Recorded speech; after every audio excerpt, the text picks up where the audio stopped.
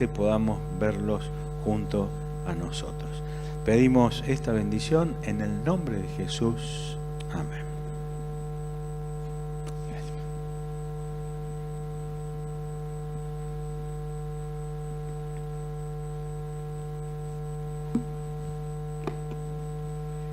Bueno, buenos días, ¿cómo están?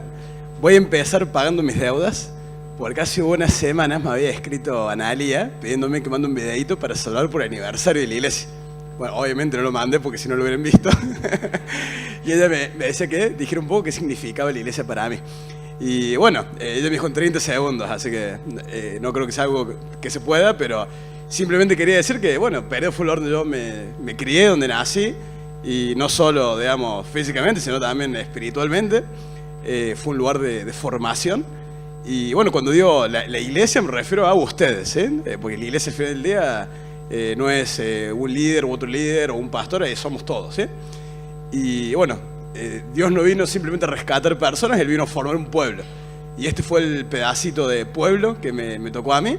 Y le agradezco a Dios realmente porque aprendí muchísimo, a través de ustedes. Así que bueno. Con eso pago mis deudas. Y ahora sí voy a arrancar con el mensaje. Así que bueno, yo no sé si se acuerdan, quizás ya es un poco viejo ahora, pero había una película que se llamaba La Terminal. No sé, ¿quién la conoce? Levanta la mano. ¿Sí? Bueno, era una película de una persona que viajaba de su país a, creo que era Estados Unidos, y tenía algún problema en migraciones, por el cual no podía entrar. Pero tenía un problema en el país donde había salido, así que tampoco lo podían deportar. Entonces no podía volver a su país, pero tampoco podía entrar a Estados Unidos, que es donde él quería entrar. Y terminé viviendo ahí en el aeropuerto. Bueno, la película es interesante, ¿por qué? Porque un aeropuerto no es un lugar donde se supone que uno viva, ¿verdad? Un aeropuerto es un lugar de paso, de tránsito. Y en la vida hay muchos lugares y momentos que son de paso y de tránsito, ¿sí? Puede ser, no sé, un viaje, puede ser un embarazo, puede ser una construcción, puede ser una mudanza, puede ser, qué sé, un montón, una enfermedad, ¿sí? Un montón de cosas. Son esos momentos en los cuales uno no está ni acá ni allá, está transitando, ¿sí? Un momento, está transitando un lugar. Y en general no necesariamente son momentos malos o lugares malos, ¿sí? Por ejemplo, un viaje. Un viaje tiene cosas incómodas. Si yo me voy, no sé, a pasar el día de las sierras, bueno, es más incómodo que estar en mi casa, ¿sí? Calentito, pero tengo el río, tengo la montaña. Entonces no me importa la incomodidad porque entiendo el propósito de lo que estoy haciendo. Sí, es un lugar de tránsito, pero está todo bien porque yo sé que fui a eso para disfrutar el día y además sé que es un día. Si me fuera a vivir en sierra, ya sería distinta la historia. Bueno, me buscaría una casita, me llevaría las cosas, ¿sí? El problema es cuando esos lugares o esos momentos de tránsito o perdemos el propósito y ya no sabemos bien, ¿sí? Por qué estamos ahí, por qué estamos pasando por ese momento, o se vuelven demasiado largos, ¿sí? Ya no parecen tan transitorios, sino que de golpe pareciera que es día tras día, y ya no vemos el fin, ya no vemos cuándo ese momento, cuándo ese lugar transitorio termina, como le pasó a esta persona que se supone que iba a estar unas horitas en el aeropuerto y quedó ahí. Ya ni me acuerdo, meses, no sé, hace mucho no la película. Y hoy quería hablar un poquito de eso, ¿sí?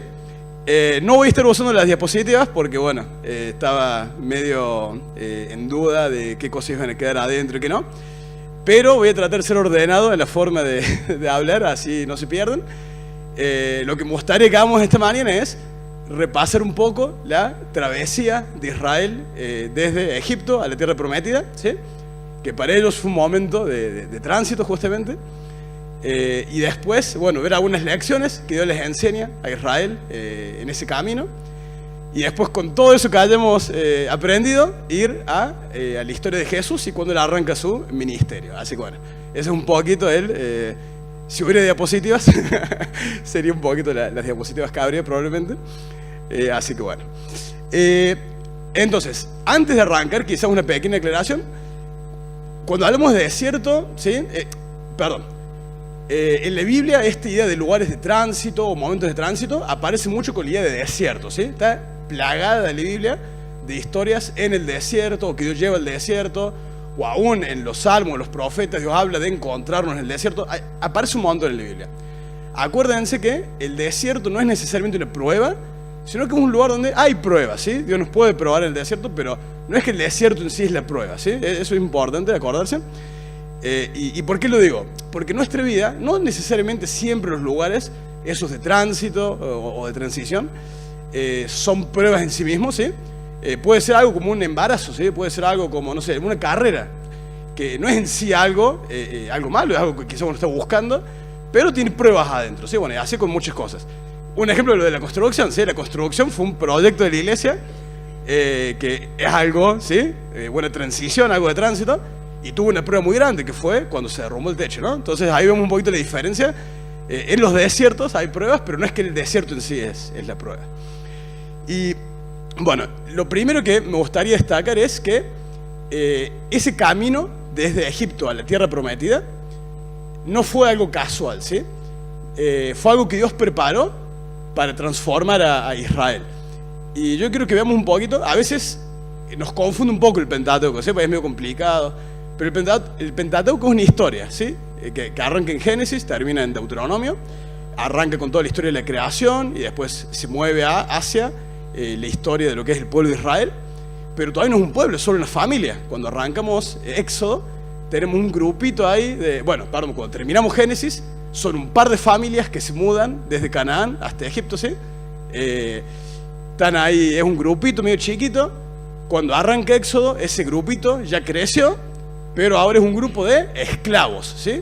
Ellos arrancan como refugiados en Egipto, terminan siendo esclavos, ¿sí? Es una situación súper vulnerable, ¿está bien? Están siendo oprimidos por el faraón de Egipto. Después vemos cómo Dios escucha ese clamor, los libera. Tenemos toda la historia ahí del Éxodo. Después arranca la travesía en el desierto, ¿sí? Tenemos varias historias de pruebas en el desierto. Llegan al monte Sinaí. En el monte Sinaí tenemos casi todo el resto de Éxodo, todo el Levítico y el comienzo de Números, ¿sí? Después en Números volvemos a tener, es medio simétrico, ¿sí? Historias de prueba en el desierto, cuando van hacia la tierra prometida. Y después de Deuteronomio ya es el discurso, los últimos discursos de Moisés antes de entrar a la tierra prometida. Entonces es una historia, ¿sí? A veces nos quedamos perdidos porque pensamos que es un conjunto de leyes y no hay qué sé yo, pero en verdad es una historia, ¿sí? Y cuando nos perdemos la historia, nos perdemos de entender lo que la historia nos está tratando de transmitir, ¿sí? Nos quedamos perdidos ahí en una ley, otra ley. Así que bueno, tratemos de acordarnos de eso. Yo hoy me voy a enfocar más que nada en la parte de la salida de Egipto, el camino y quizás el Sinaí. Ahí me voy a quedar un poquito más en esa parte. Fíjense, en primer lugar, en esta historia, cuando uno ve el libro de Números, cuando arranca Números, debe ser una de las partes más aburridas que hay en la Biblia, ¿sí? Son listas y listas y listas y listas. Es realmente aburrido. Y se repiten encima, ¿eh? Están todas las listas y después se repiten.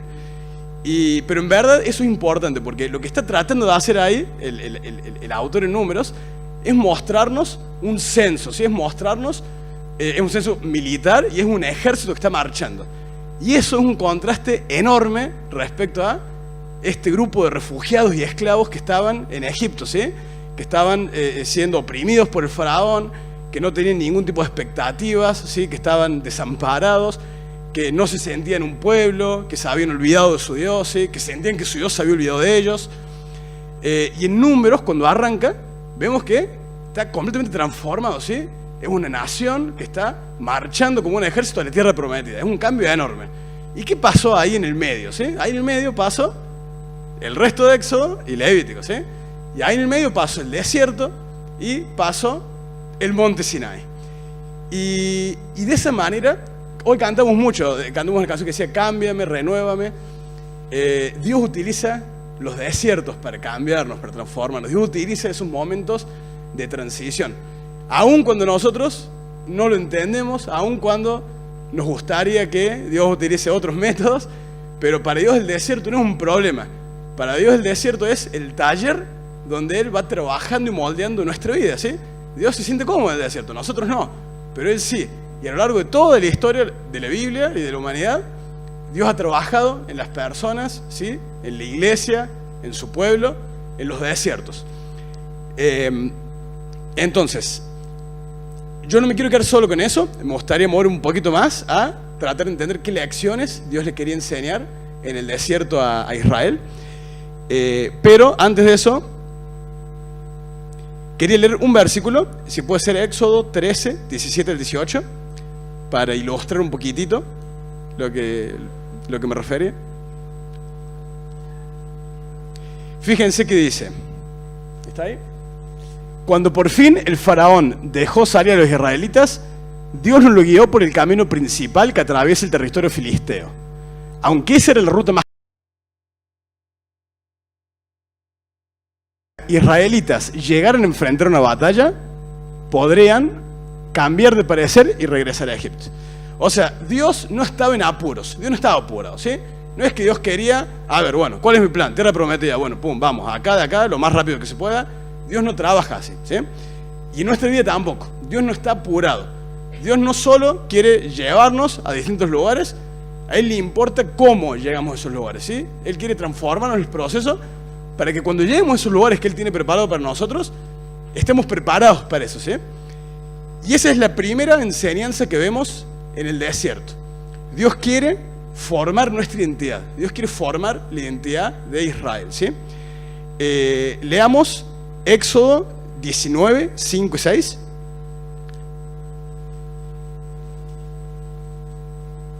Yo lo tengo acá, no sé por qué me voy para atrás.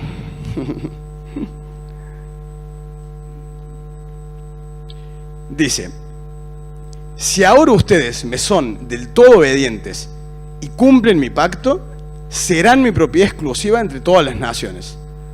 Aunque toda la tierra me pertenece, ustedes serán para mí un reino de sacerdotes y una nación santa. Fíjense cómo a un pueblo que estaban acostumbrados a la esclavitud, ¿sí? Que estaban acostumbrados a no hacer nada, eran refugiados en otra nación, Dios los llama: ustedes van a ser mi pueblo, mi posesión más preciada, y les dice: van a ser un reino de sacerdotes, una nación santa, ¿sí? Dios le está diciendo: pierdan su identidad vieja, yo tengo una identidad nueva para ustedes, ¿sí? Esto es lo que son. Ustedes no son lo que Faraón decía que ustedes eran, ustedes son lo que yo digo que son, ¿sí? Y esa es la primera lección para nosotros en el desierto. Dios quiere enseñarnos quiénes somos, ¿sí? Dios quiere que aprendamos que no somos lo que la gente o el mundo dice que somos, no somos lo que nosotros pensamos que somos lo que Él dice que somos, ¿sí? Y de hecho, no es algo así como muy místico, bueno, tipo, anda al desierto y descubrí quién sos. Fíjense que el apóstol Pedro, en 1 Pedro 2, 9 y 10, fíjense lo que le dice la iglesia, ¿sí? Ya no estamos más en el Antiguo Testamento, y sin embargo, fíjense, 1 Pedro 2 y 9. Pero ustedes no son así, porque son, eso se lo dice a la iglesia, ¿sí? Es más, y se lo dice una iglesia, él está hablando de las iglesias de Asia Menor, que no son judíos, son todos gentiles, son todos, bueno, gentiles significa no judíos, ¿sí? En ese momento. Y les dice: son un pueblo elegido, son sacerdotes del rey, una nación santa, posesión exclusiva de Dios. ¿Les suena conocido? Estaba aplicando lo mismo que Dios les dijo a los israelitas en el desierto a una iglesia incipiente que recién se formaba, de gente que no eran un pueblo, porque eran de todas nacionalidades distintas, gente que ni siquiera era del pueblo prometido, ¿sí? No eran de Israel, pero Pedro les dice: ustedes ya no son más eso, ustedes no eran un pueblo, pero ahora son un pueblo, ¿sí? Son un pueblo elegido, sacerdotes del rey, nación santa, posesión exclusiva de Dios. Por eso pueden mostrar a otros la bondad de Dios, pues Él los ha llamado a salir de la oscuridad y a entrar en su luz maravillosa. Antes no tenían identidad como un pueblo y ahora son pueblo de Dios. Antes no recibieron misericordia y ahora han recibido la misericordia de Dios. Y hay un escritor que dice que Dios le da a Israel tanto un estatus como una responsabilidad que se corresponde a ese estatus, ¿sí? Dios le dice: ustedes son mi posesión preciada. Y la responsabilidad que les da es: son un reino de sacerdotes y una nación santa, ¿sí?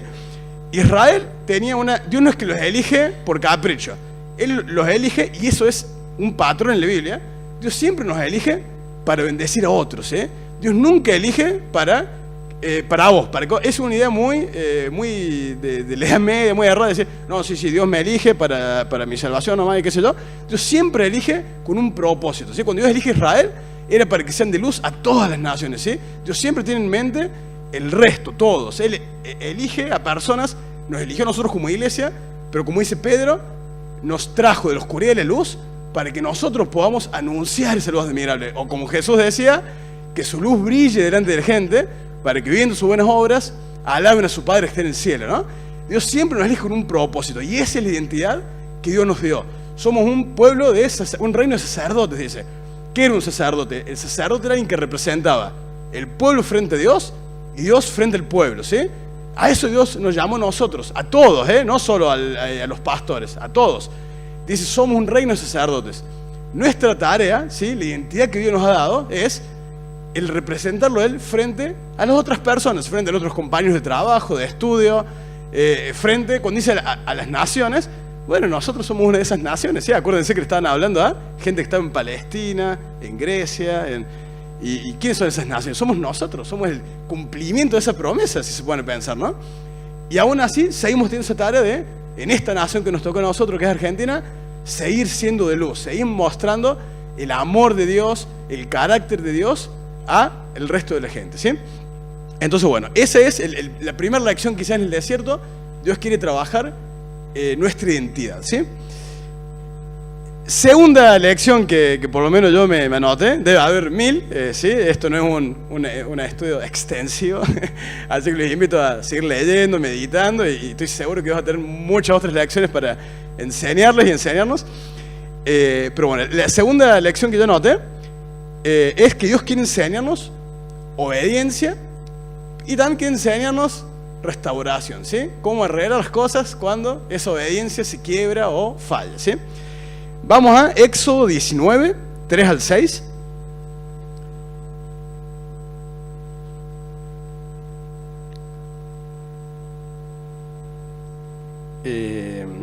Quiero que no me lo note. Bueno, presta ahí, supongo. Sí, ahí está. Entonces, Moisés subió al monte para presentarse delante de Dios. El Señor lo llamó desde el monte y le dijo: comunica estas instrucciones a la familia de Jacob, anúncialas a los descendientes de Israel. Ustedes vieron lo que hice con los egipcios. Saben cómo los llevó a ustedes sobre alas de águila y los traje hacia mí. Ahora bien, si me obedecen y cumplen mi pacto, ustedes serán mi tesoro especial entre todas las naciones de la tierra, porque toda la tierra me pertenece, ¿sí? Es el mismo versículo que leí antes. Y justo dentro de lo que acá quería destacar es, ahí el último, cuando él empieza a decir eso, de que somos el tesoro especial, la nación santa, él fíjense cómo empieza diciendo, podemos volver al versículo anterior, al 5. Fíjense, ahora bien, si me obedecen y cumplen mi pacto, ¿sí? Ahí en la versión original, en hebreo, dice, si ustedes me escuchan o me escuchan atentamente, la palabra que usa es Shema, ¿sí? Que quiere decir escuchar, prestar atención y responder ese llamado. Por ejemplo, no sé, un ejemplo que me gustó, hay un video muy lindo de Bible Project que habla de la palabra. Es el ejemplo de alguien que se está ahogando en un río, ¿sí? Esa persona puede gritar por ayuda. Entonces alguien lo escucha, ¿sí? El primer paso, escuché. Segundo paso, presta atención. A ver, ¿qué está pasando? ¿Dónde hay? Y cuando escucho y presto atención, voy y actúo respecto a eso. Hay muchos de los salmos que el salmista dice a Dios, Shema, escucha, pero no es simplemente escucha, es escucha y préstame atención, rescatame, hace algo conmigo, con mi vida, ¿sí? Hace algo para sacarme de esta situación. Y acá Dios lo dice al revés. Dios le está diciendo, escuchen y préstenme atención, obedezcan. De hecho, el NBI directamente traduce obedezcan. Y lo que me llamó la atención, que yo no lo sabía, lo había leído estos días, que no hay otra palabra en hebreo para obedecer, ¿sí? Se usa la palabra Shema, escuchar, ¿sí? Para ellos era escuchar y obedecer, era medio mano a mano, ¿eh? Cuando yo te decía escucha, era, bueno, escuché y haceme caso, ¿sí? Y fíjense que todo esta, a lo largo ahí de Éxodo, de Levítico, está mucho esta idea de decir, yo les doy esta identidad, lo estoy trabajando, pero escúchenme y obedezcanme, ¿sí? Dios quiere enseñar obediencia.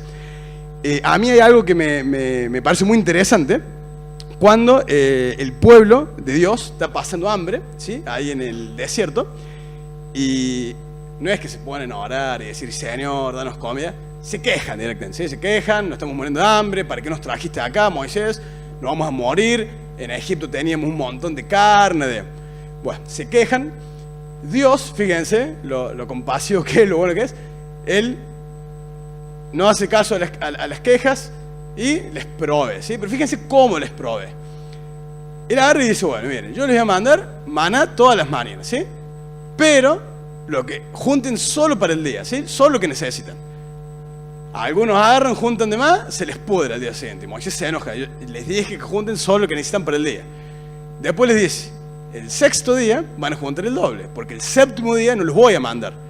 ¿Qué hacen algunos? Salen el séptimo día a ver si los había mandado. Y Moisés se vuelve a enojar. Pues sí, pero les dijo, Dios, bueno, todo a propósito parece, ¿viste? Y fíjense que dice ahí en Éxodo 16, 4. Ese sí lo tengo anotado.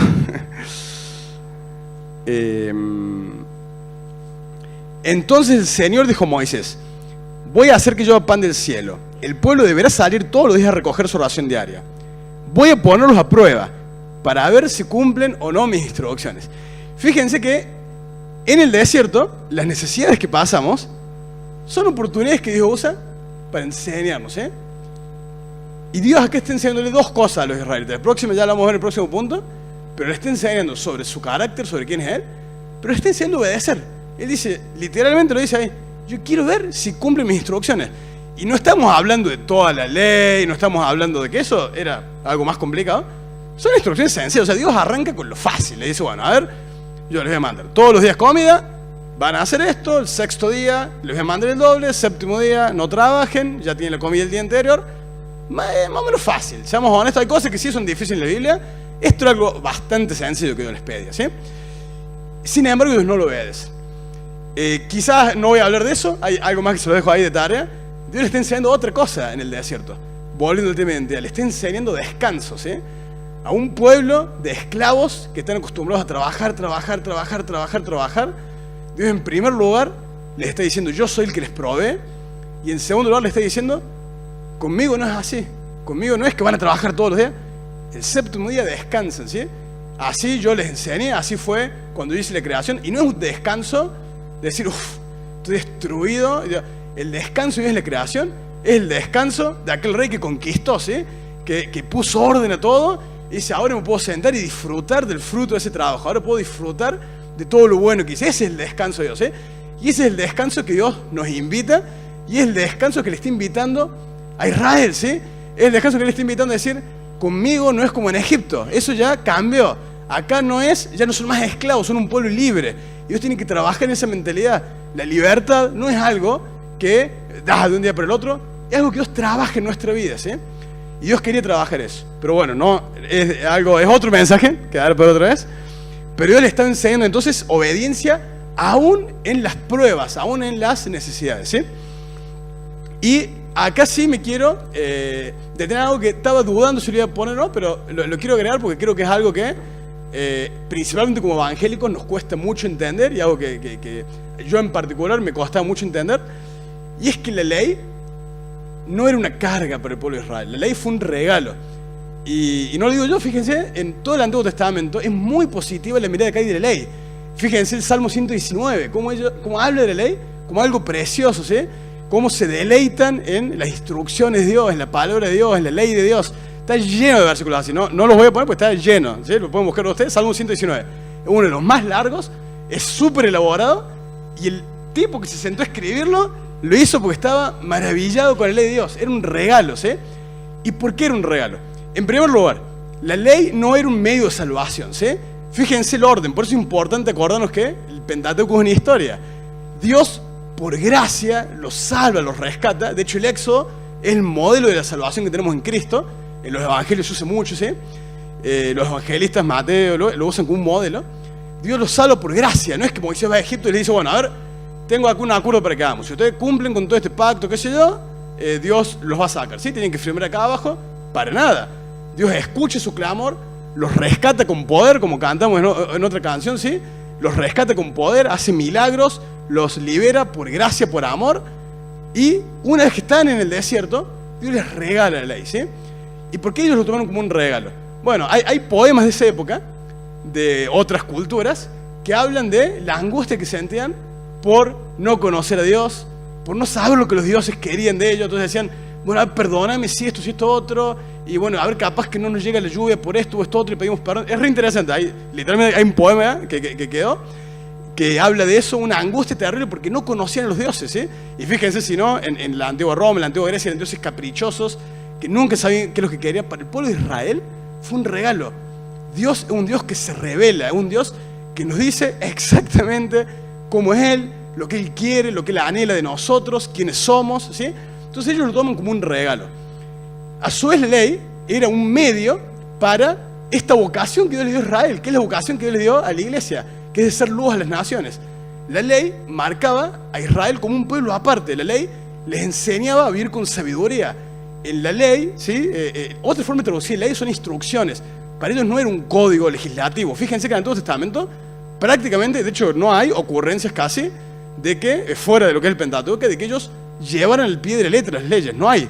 Hay muchas veces que dicen, mátenlos con piedras, qué sé yo. Y de hecho en la historia de Jesús lo vemos, cuando él habla de la mujer adúltera, ¿sí? En la ley ellos encontraron sabiduría, ellos encontraron un modelo que Dios les daba para hacer luz a las naciones. Era una ley que ponía límite a la venganza, ¿sí? Cuando ellos hablan de ojo por ojo, diente por diente, no era anda y vengate, era el contrario, es decir, si alguien te hace daño, vos no puedes responder por más de eso, ¿sí? Dios está poniendo un freno a la cultura y la violencia que existe, ya existe, decir, medio mafiosa, ¿no? Vos a mí me hiciste esto, yo voy y te voy a hacer esto más grave, y después el otro va y responde con algo más grave, ¿sí? Y la espiral de violencia, por ejemplo, no sé, pasa mucho en la mafia, ¿no? Entonces la ley le pone un freno a eso. Bueno, la ley le da un montón de derechos a las minorías ahí de Israel que estaban, por ejemplo, a las mujeres, por ejemplo, a los extranjeros. Dios los protege, ¿sí? Dios, a los pobres, hay muchas leyes sobre el tema de, bueno, qué pasa si alguien va y agarra comida de un campo que no es de él. Bueno, para ellos era realmente una bendición, un regalo. Es el Dios que se nos revela quién es, nos dice qué es lo que le agrada y encima nos enseña una forma de vivir que las otras naciones no tienen, ¿sí? Nos enseña una forma de vivir llena de sabiduría, llena de justicia, ¿sí? Que nos va a cambiar. Entonces para ellos fue un regalo, fue algo que no lo tomaron como una carga. Después se le vuelve una carga a Israel, porque ellos confunden un medio con un fin, que es lo que le pasa a los fariseos. Ellos piensan, y es lo que Jesús les viene a decir. Jesús les dice en el Sermón del Monte, yo no vine a terminar con la ley, yo vine a mostrarle, a completarla, ¿sí? A cumplirla, a mostrarles qué quiere decir Dios cuando les dio la ley, ¿sí? Ellos cambiaron la ley como un fin a la salvación, y eso nunca fue la ley, ¿sí? ¿Cuál es el tema? De que así como Dios les dio la ley, es muy interesante porque cuando Dios los llama para el pacto, ellos dicen, sí, lo vamos a hacer, ahí en Éxodo. Paso siguiente, la historia, están las instrucciones del tabernáculo, que también son bastante aburridas. Y después del tabernáculo viene la historia de los becerros de oro. Y fíjense qué interesante, o sea, Dios les da, los llama al pacto, ¿sí? Como cantamos la última canción, yo en mí, tú en vos, eso es el pacto, ¿sí? Dios les dice, ustedes son mi pueblo y yo seré su Dios, ¿sí? Ellos dicen, sí, lo vamos a hacer, todo lo que decís. Después Dios les da el tabernáculo, raro, ¿por qué lo ponen ahí? Bueno, no sé. Y después viene la historia de ellos rompiendo el pacto. O sea, lo primero que hace Israel es romper el pacto, ¿sí? Hacen ídolos, adoran a los ídolos, dicen, estos son los dioses que nos trajeron de Egipto. O sea, todo mal. El tabernáculo es la gracia de Dios, es otro regalo. Fíjense, el desierto está lleno de regalos de Dios, ¿eh? Dios ya sabía que ellos iban a romper el pacto, aún antes de que ellos lo supieran. O sea, Dios lo llama al pacto, ellos dicen, sí, lo vamos a hacer. Y Dios dice, bueno, está bien. Cuando ustedes no me obedezcan, no sé, ellos saben que no. Bueno, así es como se van a restaurar. Así es como yo los voy a perdonar. Así es como vamos a volver a recuperar una buena relación, ¿sí? Y eso es Levítico. Por eso digo, es bueno conocer la historia. Está lleno de regalos el desierto, ¿sí? Y Dios quiere enseñarnos eso también en nuestros desiertos. Él quiere enseñarnos obediencia. La obediencia no es algo solo del Antiguo Testamento, ¿sí? El Nuevo Testamento es lleno de palabras de obediencia. Y ya vamos a ir a eso. Pero también Dios nos enseña restauración, nos enseña qué hacer cuando nosotros fallamos ese pacto, cuando nosotros no lo obedecemos, cuando nosotros no logramos vivir conforme esa vocación que Él nos llamó, ¿sí? De ser luz a las naciones, de mostrar su carácter. Esos son los regalos del desierto, ¿sí?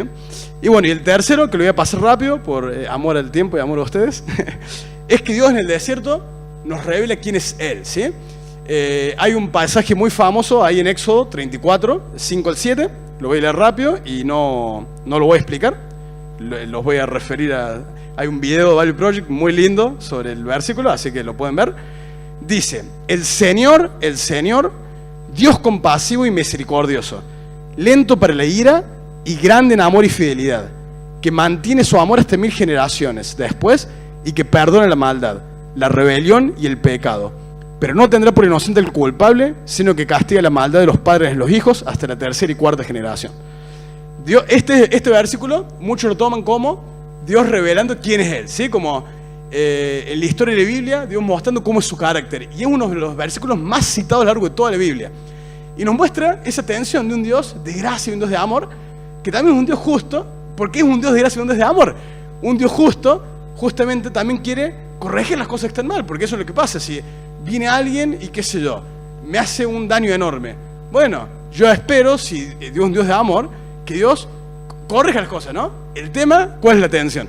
Que yo también cometo maldades, yo también cometo injusticias. Y ahí vemos el Dios de gracia que nos perdona, trabaja en nosotros. Él dice, yo soy tardo para enojarme, ¿sí? Entonces es precioso, es una tensión entre un Dios de gracia y un Dios de justicia. Y toda esta revelación pasa en el desierto, pasa en Éxodo y se replica a lo largo de toda la Biblia, ¿sí? Ese se los dejo de tarea, hay un montón de cosas re lindas ahí en ese versículo. Pueden buscar el video, que creo que se llama El carácter de Dios, si lo buscan en YouTube. Y si no, me escriben y yo se los paso. Pero bueno, no quiero perder mucho tiempo en eso. Pero entonces, bueno, las tres lecciones para repasar. Dios nos muestra quiénes somos, ¿sí? Dios nos enseña obediencia y restauración, gracia en el desierto. Y Dios nos enseña su carácter, nos enseña quién es Él, ¿sí?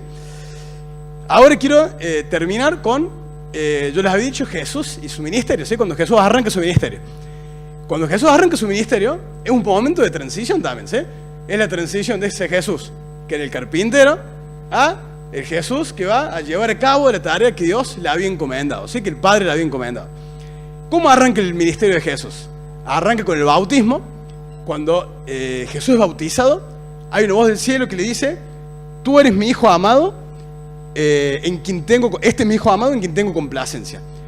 Esos son dos partecitas de dos versículos mesiánicos, ¿eh?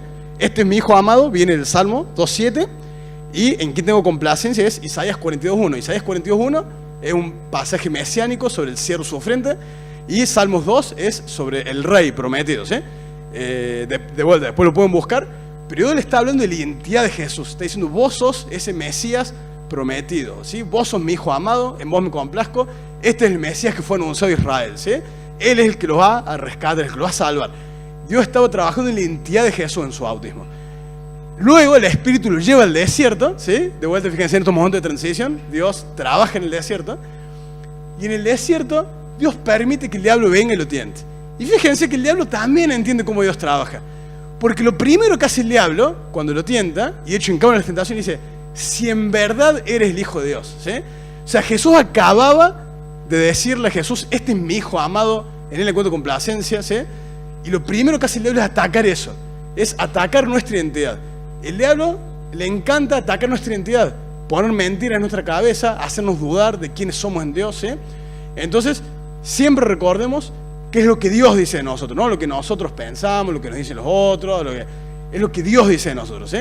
El diablo lo ataca a Jesús, y fíjense que, aparte de eso, la primera tentación es sobre el pan, lo mismo que los israelitas, ¿sí? ¿Cómo responden los israelitas al hambre? Con queja.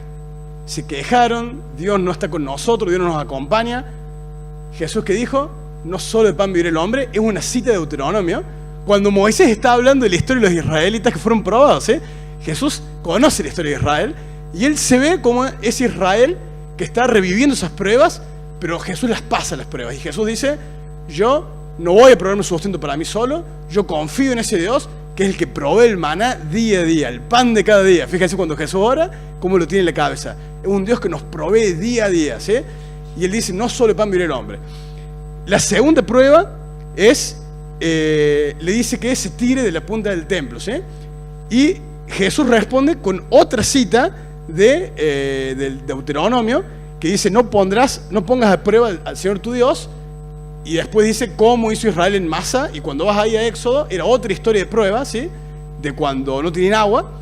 Y dice que los israelitas pusieron a prueba a su Dios porque dijeron que Dios, en verdad, si en verdad Dios está con nosotros, Él nos va a dar agua, algo así. Y Jesús pasa la prueba porque Él dice: no pongas a prueba al Señor tu Dios. Yo no necesito forzar a Dios a que Él me demuestre nada. Yo confío en Él, ¿sí? Él es mi Dios, Él está conmigo. Él prometió que su presencia iba a ir conmigo. Yo confío, yo creo. era una prueba de la confianza, ¿sí? En el desierto aprendemos a obedecer, aprendemos que Dios nos provee, aprendemos a confiar, ¿sí?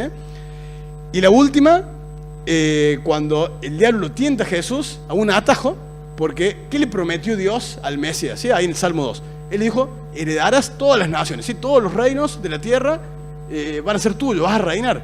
Y es la misma tentación del diablo, y le dice, yo te voy a dar todos los reinos. O sea, el diablo le está ofreciendo a Jesús lo que Jesús le prometió. Fíjense, pero se los ofrece con el medio equivocado.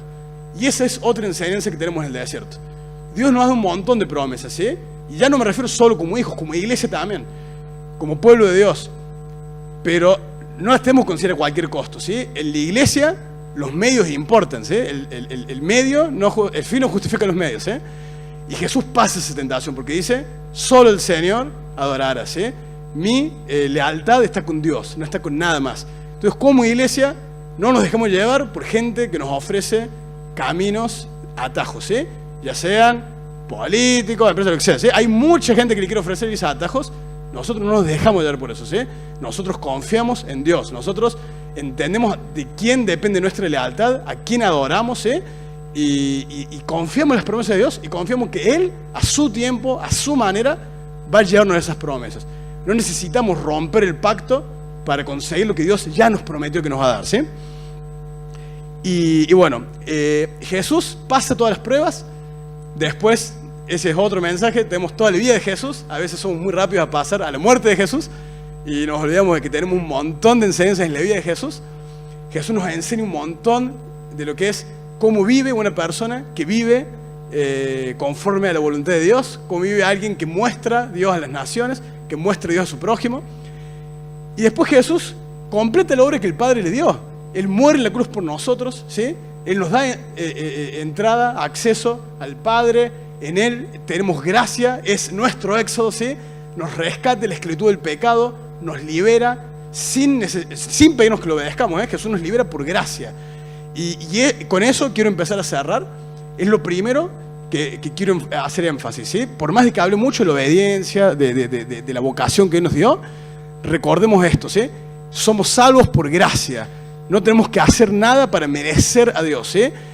Estamos como los israelitas, pobres, no tenemos nada que ofrecer, ¿sí? en Egipto, y Él viene y nos rescata. Dice Pablo, cuando aún éramos enemigos, Jesús vino y murió por nosotros, ¿sí?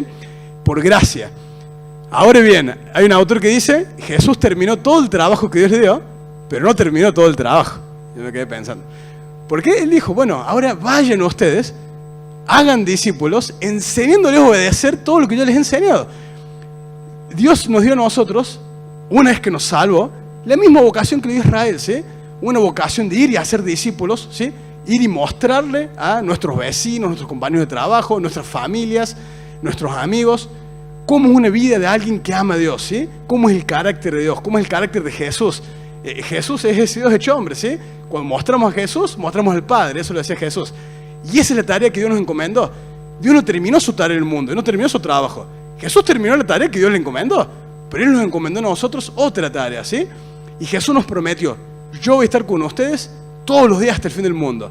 Es una tarea que nos puede parecer pesada, pero es una tarea que no estamos solos, ¿sí? Él nos dio su Espíritu Santo y Él nos prometió que va a acompañarnos. Y en estos momentos de prueba y por los momentos de desierto, es fácil desanimarnos, ¿sí? Especialmente cuando no vemos el fin. Yo me acuerdo cuando fue el tema de cuando se cayó el techo, lo sufrí un montón, ¿eh? Estando tan lejos, lo sufrí muchísimo. Yo sabía lo que significaba para la iglesia, cuántos años soñando, ¿no? Con el salón nuevo, el esfuerzo que se ha hecho en todo sentido. Y eso fue como, ¿qué pasó, Dios? O sea, no se entendía nada, ¿sí? Y creo que fue Franco, no me acuerdo, que hizo un video cuando fueron al parque, a la reunión, y realmente me hizo emocionar muchísimo. No sé si lloró o no me acuerdo, posiblemente sí, pero yo sí me lloró. Pero fíjense cómo en medio de la prueba, Dios le recordó a la iglesia de Nueva Vida su identidad. Como una iglesia que más allá de un templo, es una iglesia que está para hacer luz en Nueva Córdoba, ¿sí? Para mostrar su luz a esta parte de la ciudad, ¿sí? Bueno, a toda la ciudad. Dios los sacó del templo y los llevó al medio del parque, ¿sí? Para que cantaran, para que pudieran anunciarlo. Y así trabaja Dios, ¿sí? Entonces yo quiero invitarlos como iglesia, ahora en este momento de transición, que es la construcción, Quizás en tu vida personal, si estás pasando por pruebas, si estás pasando en tu carrera, ¿sí? Que es un momento de transición, si estás arrancando la vida laboral, si estás quizás en un momento de tu vida laboral que no te estás encontrando, si estás esperando una promesa de Dios, una palabra de Dios que no viene y hace años que no viene, y empezás a dudar si realmente Dios te está guiando, si realmente fue Dios el que te llamó, si realmente fue Dios el que... Yo te invito a que podamos volver a la historia de la Biblia, que podamos recordar las victorias de Dios, a que podamos recordar estas enseñanzas, que no escuchemos las mentiras del diablo, que no escuchemos a las circunstancias, que podamos refugiarnos en ese Dios que nos enseñe quiénes somos, que nos llenó de promesas, que nos enseñe quién es Él, que use estos desiertos para enseñarnos su voluntad, para enseñarnos a obedecerle, para enseñarnos a descansar, para enseñarnos a confiar en Él, para enseñarnos cómo restaurar nuestra relación con Él, ¿sí? Aún en medio del desierto hay regalos. Aún en medio del desierto Dios les enseñó cómo relacionarse con Él. Les regaló el tabernáculo, les regaló los sacrificios, que para nosotros es algo obsoleto, pero para ellos fue un regalo, fue la forma de poder acercarse a ese Dios que lo veían como lejano y peligroso, y a través de los sacrificios era el Dios al cual se podían acercarse. Entonces, en cualquier desierto que estés pasando, yo quiero recordarte que Dios está ahí. Dios no se asusta de los desiertos, no se asusta de las pruebas. Él es especialista en eso, Él está con vos y Él quiere transformarte, como cantábamos. Cámbiame, renuévame, haz de mí un odre nuevo. Dios está trabajando en tu vida, está trabajando en mi vida, Él está haciendo de nosotros un odre nuevo. Dios no está apurado, Él te está preparando, porque Él no solo quiere que vos llegues al lugar que Él preparó para vos, Él quiere que vos llegues entendiendo quién sos en Él, ¿sí? Entendiendo cómo vivir en ese lugar, entendiendo cuál es tu identidad en Dios, tu rol en Dios, quién es Él para vos, ¿sí?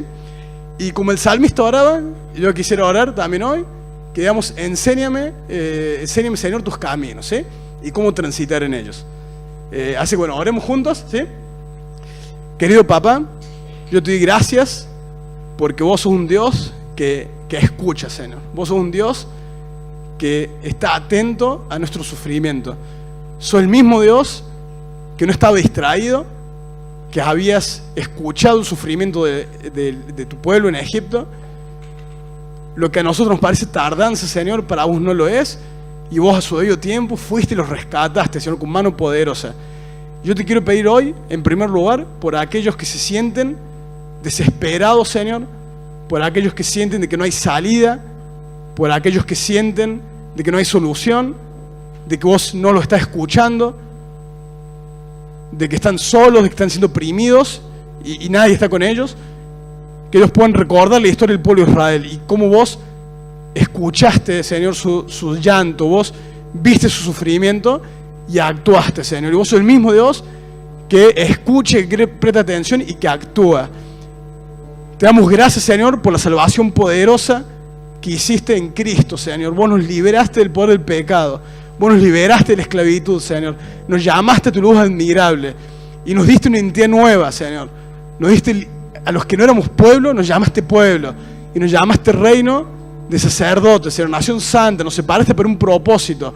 Cuando sintamos que no somos nada, que no tenemos propósito, que nos estamos perdidos, que no sabemos qué hacer, que recordemos de que vos no dejaste oculto tu llamado. Tu llamado es claro. Nos llamaste a ser luz, nos llamaste a mostrar el carácter de Jesús. Y vos no nos dejaste solos, Señor. No vamos a ser como Jesús por nuestro propio esfuerzo. No, vos nos dejaste tu Espíritu Santo que nos va transformando su imagen. Como decía una canción que cantábamos hoy, vos pones en nosotros tu corazón, Señor. Vos vas poniendo en nosotros tu sentir, en nuestros ojos tu visión, Señor, en nuestros labios tu palabra.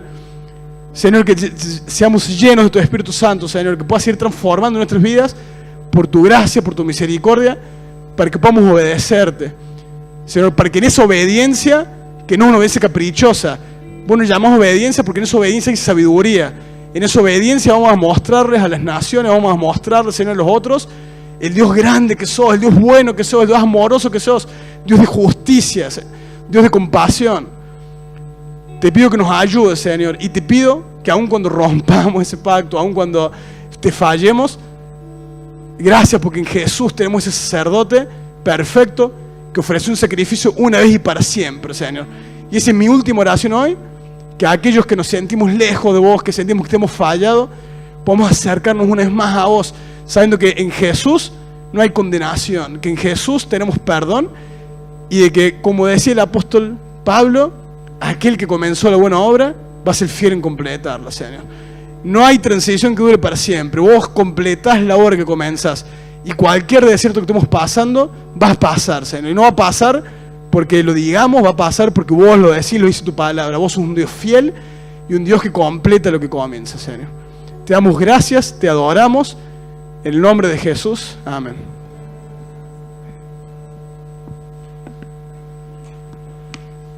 Hola, hola. Gracias, Eric.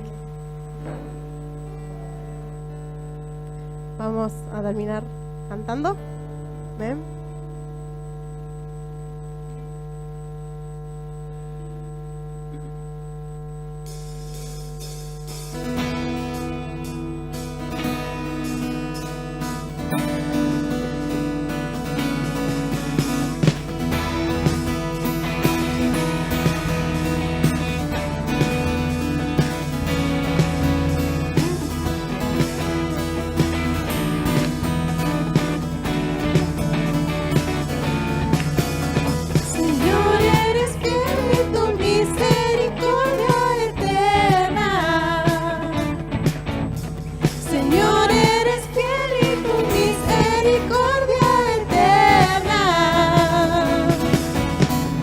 Gente de toda lengua y nación, de gente